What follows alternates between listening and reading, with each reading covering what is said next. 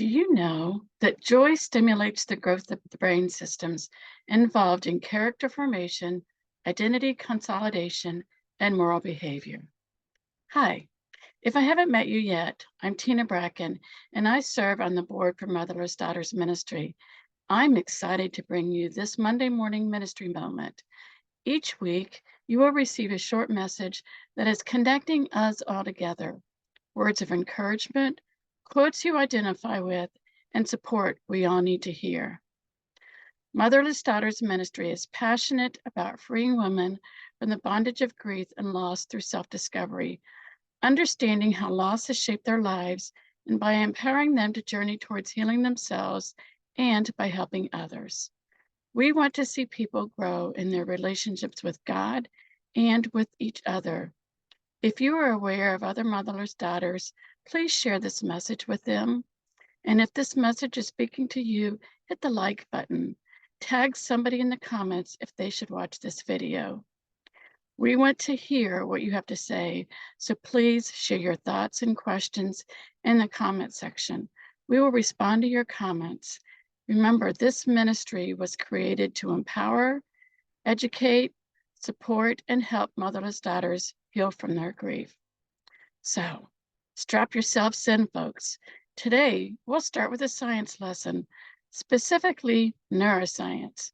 But don't worry, we'll keep it fairly simple. The brain science will help you understand how God designed our brains for relationships. So, if you want to exercise your brain, pay attention to your relationships. Okay? Let's dive in. So the brain is organized so that different areas of the brain focus on different functions and specialties.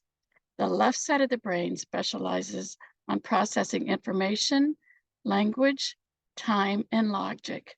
It operates about 5 cycles per second. The right side of the brain specializes on emotional regulation, relationship, and music. It operates at 6 cycles per second. Because it operates faster than the left side, it makes the decisions. Notice that the relational part of the brain operates faster than the logical side. So we, as human beings, tend to make decisions emotionally, then find a logical reason to justify those decisions. The back of the brain focuses on survival. That's where the autonomic system originates. In the back of the brain, decisions are selfish and all about survival for me. And the front houses our executive control center. We like to call that the joy bucket. And we'll talk more on that in a moment. Decisions made here tend to be relational, about love and logic. But here's something important. Under pressure, the brain wants to conserve energy and move it to where it's most needed.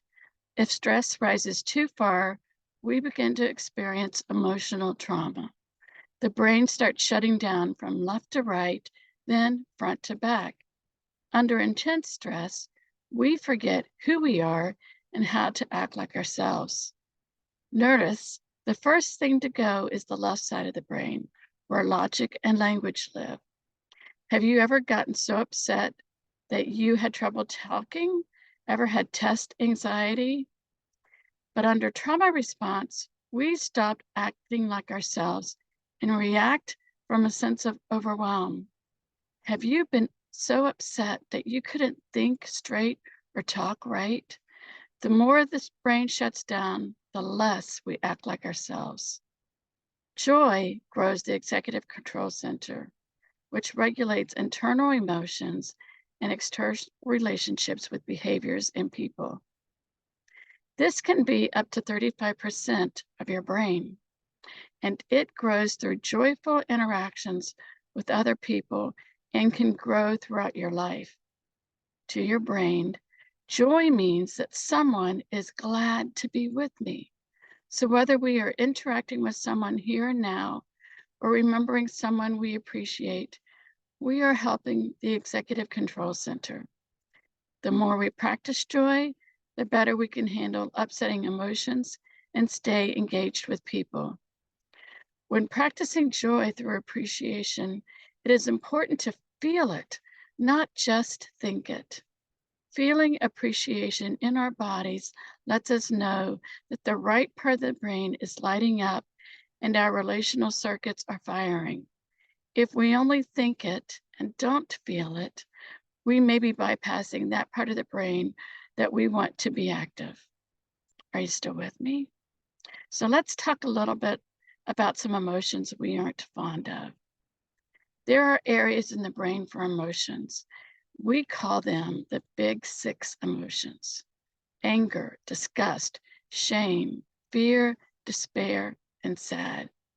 In English, we have a lot of words for emotions, which include combinations of the big six, or in some cases, indicate intensity. For example, annoyed may be a combination of anger and disgust, and rage is very strong anger. So let's imagine a diagram with one circle in the center, joy, and six circles surround joy. Each of these six circles contain one of the big six emotions, connected by a bidirectional arrow to represent a circuit to and from joy. And these circuits can be thought of as pathways in the brain between our joy bucket and each of these six emotions.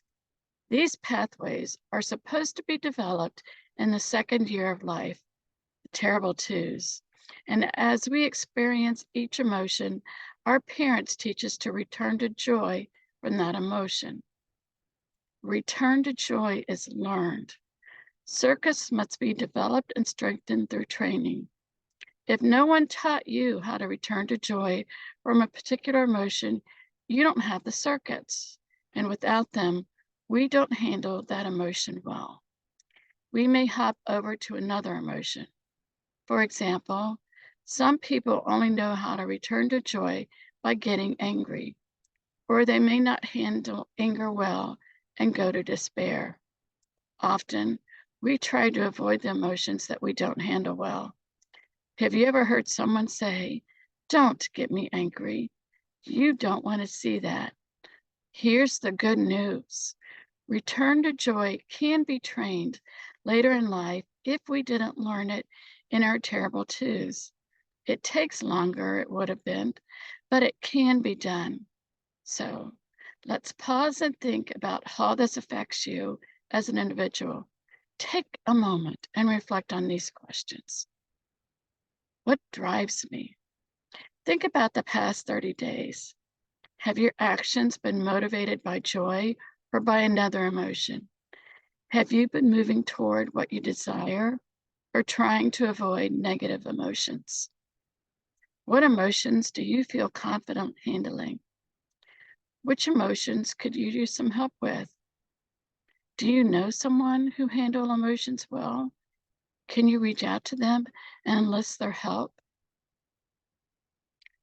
So let's talk about how return to joy works. Each of those emotions has a protective purpose.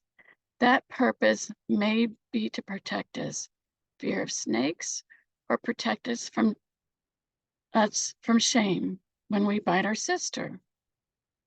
The ability to return to joy from upsetting emotions is the best predictor of group health. People who return to joy well accept the emotions rather than avoiding or resisting them. While developing return to joy skills, a person will likely react while in the emotion, then implement what is needed to return to joy themselves, and if necessary, to repair any relational breaches caused by their reactions. Mature to return to joy skills allow us to respond well in the emotion. People who respond well in the emotion are able to remain relational by responding well in their upset and not damage the relationship by reacting. The process of returning to joy can be described as validate, comfort, and repattern. Validate the emotion by naming it, and you may also want to note how strong it is. For example, "You seem a little sad today," or on a scale of 1 to 10, Seeing that snake was an 8 on the fear scale. Comfort. Explain what you did to comfort yourself, regulate the emotion, and return to joy. Example. When I knew I was away from the snake, I stopped running and took some deep breaths. I told myself that I was safe now and thanked God for protecting me. Repattern. How did you feel when you were done? What did you learn? A powerful return to joy tool is singing because it utilizes both sides of the brain, language on the left and music on the right. Have you ever noticed that the right song can express emotions better than words alone ever could? A song can change your mood just by hearing or singing it. Have you ever really just blown it with someone? You've gotten so angry or scared or overwhelmed that you reacted in a way that then you were ashamed of. Welcome to the human race. We all do it. Sometimes our emotions get the better of us. And when we take them out on people around us, we do. When we do, it's important to repair any relational damage we've done. And if you've never been taught how to do that, now's a great time to learn and begin practicing. So, how do you repair those relationships? How do you apologize? First, take responsibility. Be willing to admit, I messed up here, and here's how I did it. Say, I'm sorry. Avoid excuses. It's easy to try to explain what we were thinking or why we did what we did.